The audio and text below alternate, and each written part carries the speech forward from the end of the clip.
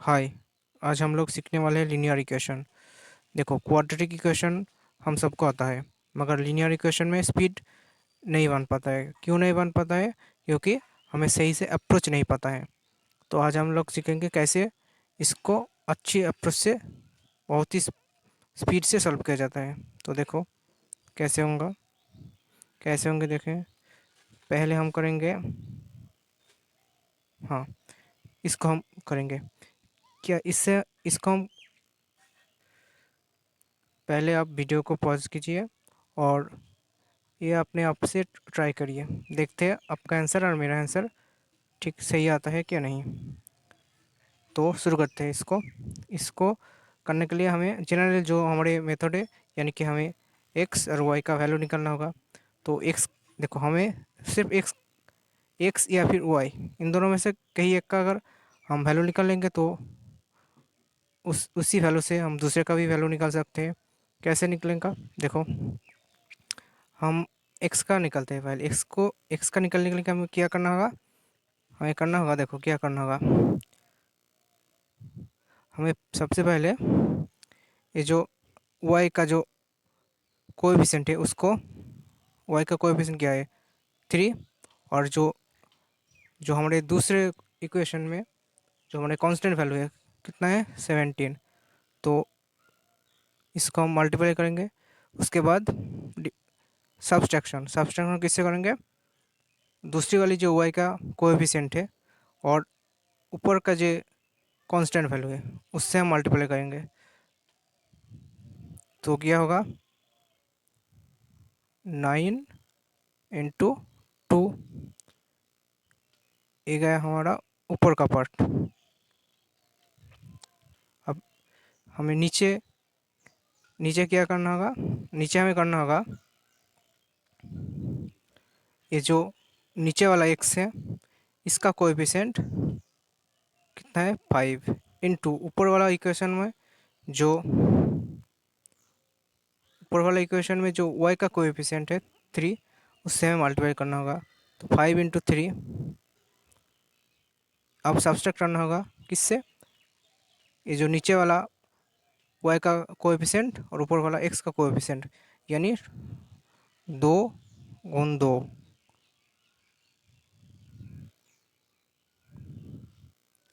2 2।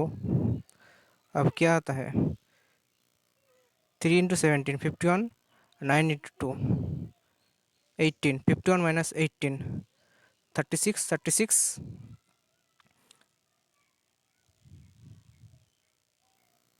33 by 5 × 3, 15 - 2 × 2, 4, so 15 - 4, 11। So x का value आ गया 3। अब यहीं से हम वाई का भी वैल्यू निकाल सकते हैं। कैसे, देखो एक्स का हमें मिल गया 3, अगर हम यही इक्वेशन में एक्स का वैल्यू 3 पुट कर दे तो कितना होगा, यहीं से हम 2 × 3 + 3y equal to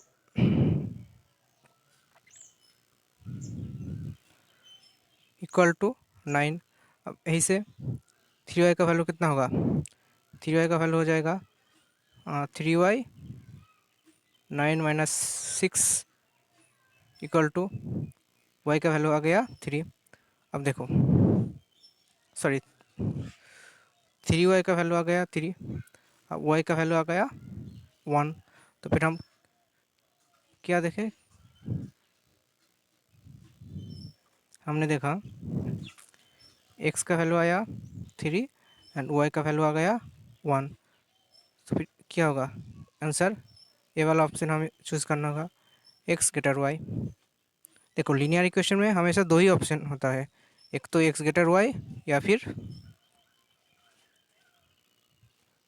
x less Y. इन दोनों ऑप्शन में ही कोई ना कोई आंसर होगा हमारे लिए। बाकी जो 3 ऑप्शन वो पहले से ही पहले से ही उसको कोई ज़रूरत नहीं है, हमें सिर्फ इन दोनों ऑप्शन में ही आंसर आएगा। तो देखो कैसे किया, एक बार और देख लो। देखो पहले हम क्या किया, एक्स का वैल्यू निकालना होगा पहले। उसके लिए हमने क्या किया, ये जो पहला इक्वेशन का वाई का, यानी वाई का कोएफिशिएंट क्या है 3, और जो दूसरे वाले इक्वेशन का जो कोई कांस्टेंट वैल्यू कितना है 17। सो 3 से हमने 17 का मल्टीप्लाई किया। उसके बाद क्या किया, जो दूसरे वाले इक्वेशन का वाई इंटू पहले वाला कोएफिशिएंट 2 इंटू 9। उसके बाद क्या किया हमने, देखो इसको याद कैसे रखोगे, मैंने कैसे याद रखते हैं देख लो। मैंने क्या किया, पहले हमें क्या होगा, जब हम ऊपर का वैल्यू निकालेंगे तो हम, एक मिनट, ऊपर से नीचे आएंगे। मतलब ये जो पहले हम y का कोएफिशिएंट इनटू जो दूसरे वाले कांस्टेंट वैल्यू उससे मल्टीप्लाई करेंगे, मतलब ऐसे तीर होगा, ऐसे ऐसे। और जब नीचे वाले कैलकुलेशन करेंगे तब पहले क्या क्या करेंगे, ऐसे जाएंगे। मतलब ये जो x का कोएफिशिएंट और जो y का कोएफिशिएंट हम मल्टीप्लाई करेंगे। तो देखो x पहले क्या है, y का कोएफिशिएंट क्या है 3, 3।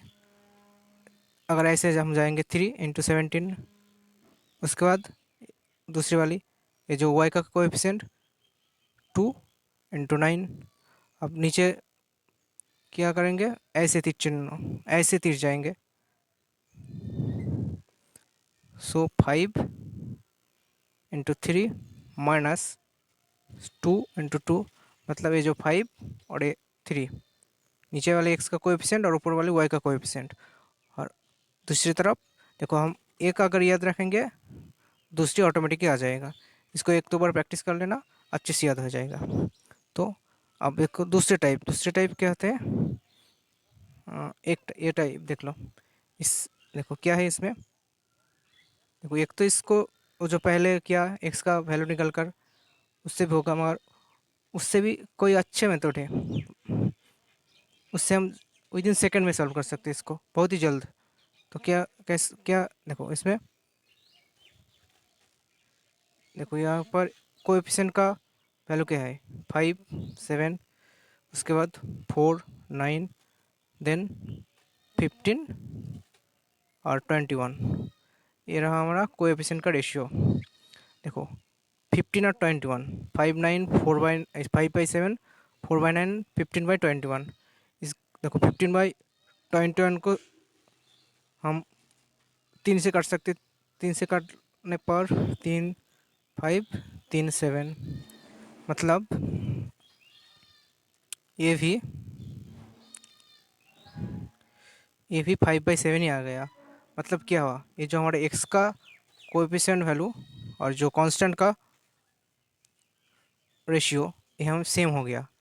तब हम क्या करेंगे, तब हम y का जो वैल्यू हो उसको हम जीरो मान लेंगे, मतलब y का वैल्यू जीरो होगा। क्या बोला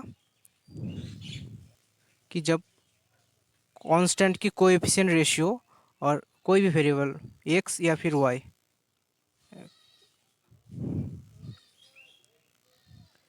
x या फिर y का कोएफिशिएंट रेशियो और कांस्टेंट टर्म का कोएफिशिएंट रेशियो अगर सेम हो गया तब क्या होगा।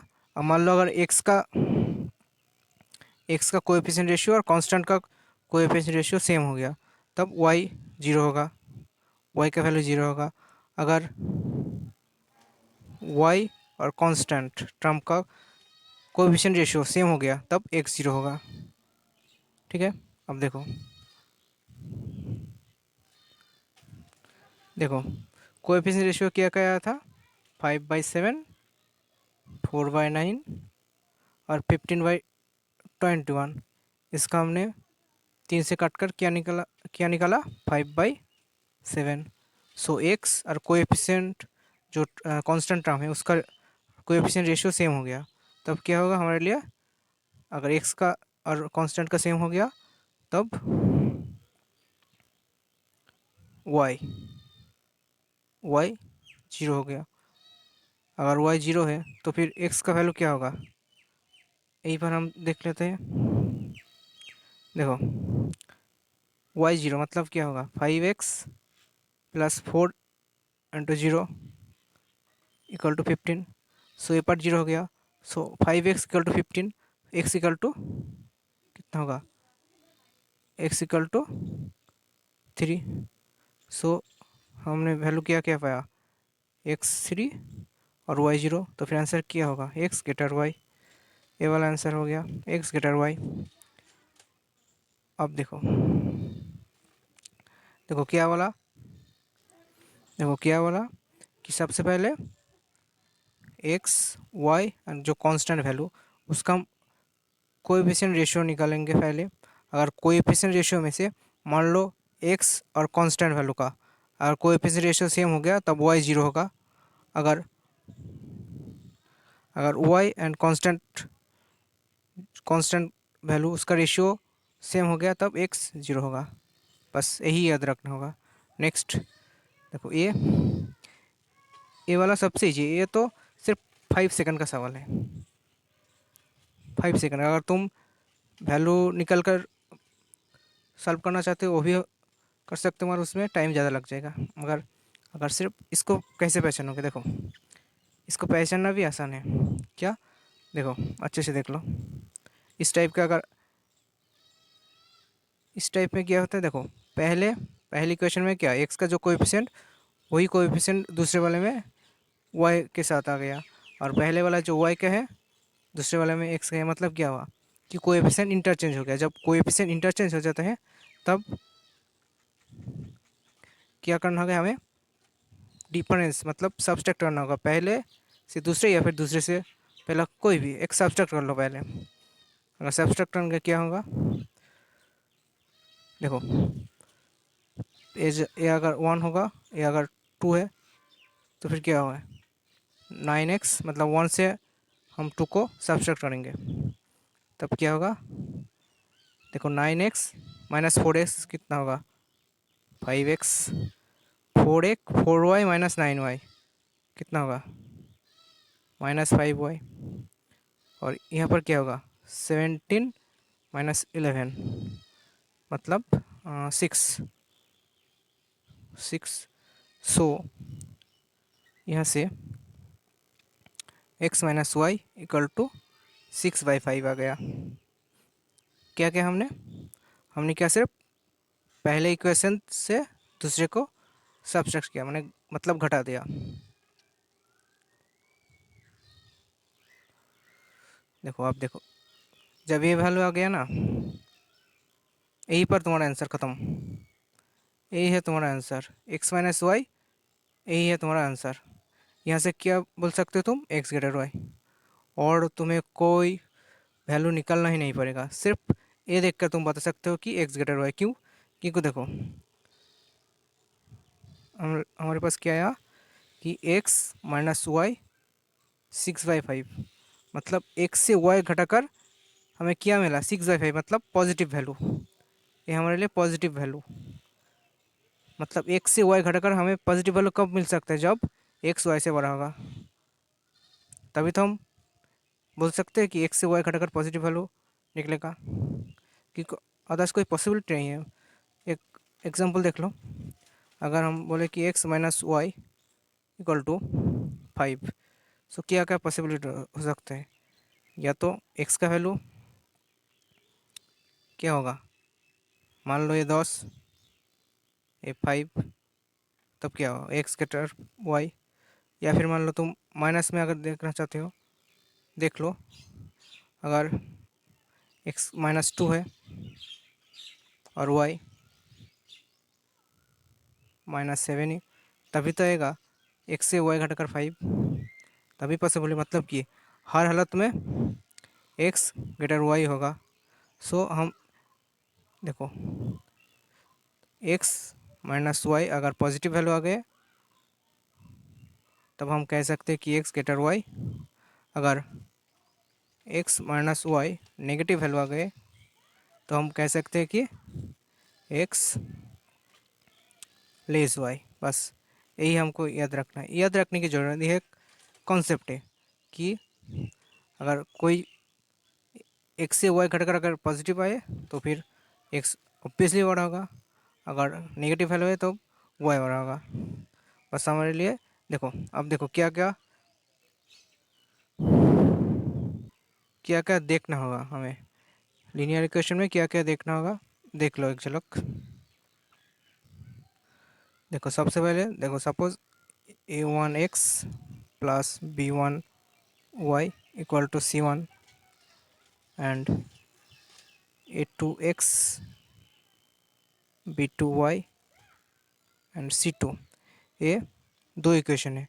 सबसे पहले हम इक्वेशन में क्या देखेंगे, सबसे पहले देखना होगा कि जो कोएफिशिएंट इंटरचेंज है कि मतलब अभी जो कराया, अभी जो प्रॉब्लम सॉल्व कराया उसी का बेस, मतलब जो कोएफिशिएंट और इंटरचेंज, कोएफिशिएंट इंटरचेंज है कि नहीं।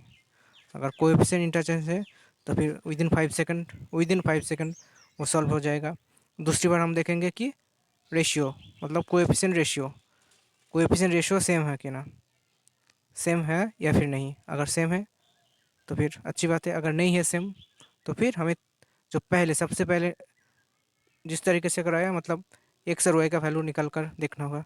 उसमें लगभग टाइम लग जाता है अच्छा खासा, मतलब 30 सेकंड के आसपास टाइम लग जाता है। मगर जो इंटरचेंज वाला कॉन्सेप्ट है, अगर कोएफिशिएंट इंटरचेंज है तो फिर तो विदिन 5 सेकंड में सॉल्व हो जाएगा। और रेशियो में भी उतना ज़्यादा टाइम नहीं लगता, 10-15 सेकंड में ही सॉल्व हो जाएगा। अगर अगर इन दोनों में कोई भी नहीं आया तो फिर 30 सेकंड मान के चलो, 30 सेकंड में आपका सॉल्व हो जाएगा, अगर अच्छा खासा स्पीड है तो। बस यही 3 कॉन्सेप्ट है लीनियर इक्वेशन में। और दो क्वेश्चन देख लो अच्छे से। देखो ये एक मॉक टेस्ट पे हमें मिला था ये वाला सवाल।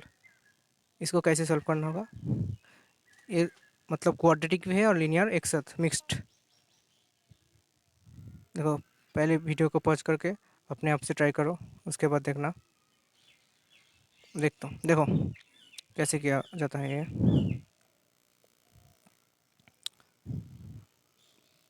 हमारे पास क्या है, p plus Q equal to 3 और 33। देखो P square minus Q square मतलब p plus Q and p minus Q 33। अब p plus Q equal to 3, so p minus Q क्या होगा, p माइनस क्यू हो जाएगा 33/3 मतलब 11। सो p minus Q 11 and p plus Q 3। सो आसानी से इसको सॉल्व किया जा सकता है। कैसे, जब इस टाइप का क्वेश्चन आ जाता है, मतलब इस टाइप का ऊपर नेगेटिव एंड पॉजिटिव दो मिला कर आता है, तब क्या करता है कि जब पॉजिटिव मतलब ये वाला टर्म जो पी कैसे होगा, इसको जोड़ दो पहले, कितना होता है, पी का वैल्यू आ जाएगा 11 प्लस 3 मतलब 14/2 मतलब 7। पी का वैल्यू आ गया 7 एंड क्यू का वैल्यू उसको घटा दो, मतलब 11 से 3 को घटा दो, सो 8/2 मतलब 4।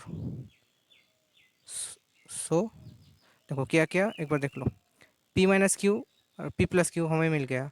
अब p का वैल्यू कितना क्या होगा, p का वैल्यू होगा 11 मतलब जोड़, या तो तुम ऐसे कैलकुलेशन करके सॉल्व कर सकते हो, मगर इसको निकालने का यही ट्रिक होता है, यही अच्छा खासा ट्रिक से, मतलब जोड़ कर 2 से डिवाइड, एक बार डिवाइड सब्ट्रैक्ट करके 2 से डिवाइड।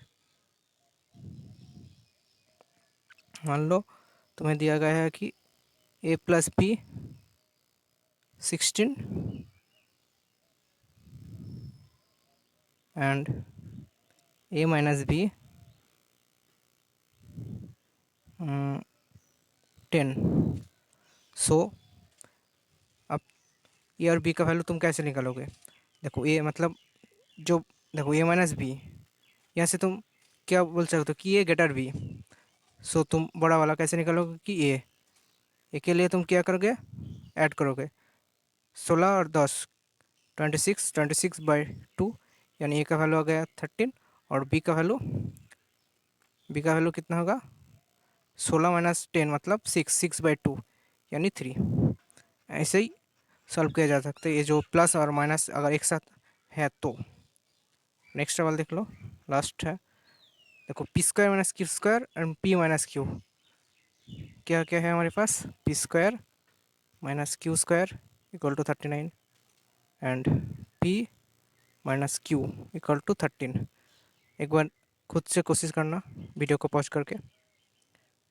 अच्छा, इसको करने में सिर्फ और सिर्फ 1 सेकंड लगेगा इसको करने में। क्या है, इसमें कुछ है ही नहीं। देखो अभी अभी क्या बोला मैंने, अगर अगर ऐसा कुछ दिया है कि p माइनस क्यू 13, मतलब यही कि p ग्रेटर क्यू। हमें इसकी कोई ज़रूरत ही नहीं है, इसके हमें कोई ज़रूरत नहीं है। इससे हमें सिर्फ बताना है कि p बड़ा या फिर q बड़ा, हमें वैल्यू नहीं निकालना है।